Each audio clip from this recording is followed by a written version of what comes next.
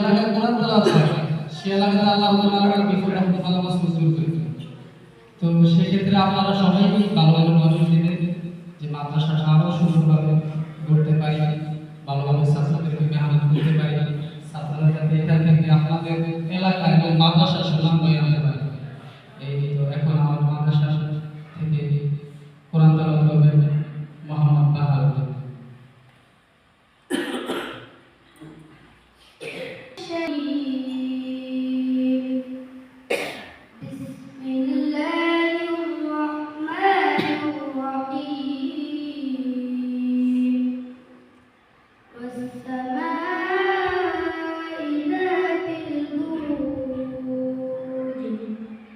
واليوم الموعود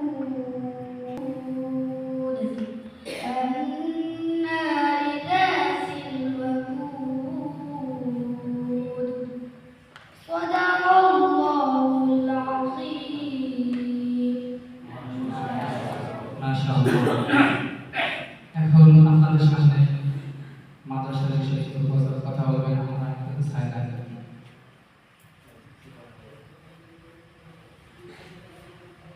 আসসালামু আলাইকুম ওয়া রাহমাতুল্লাহ। শুরু যে কথাটা বলছিল যে আমাদের কোনো সবাই নাই, এই মাদ্রাসা আমাদের এলাকার আমরা সবাই যদি মাদ্রাসার দিকে যদি একটু খেয়াল রাখি বা আর্থিক অনুদান সহায়তা দিই তবে এই মাদ্রাসাটা আমাদের কিছুটা চলবে।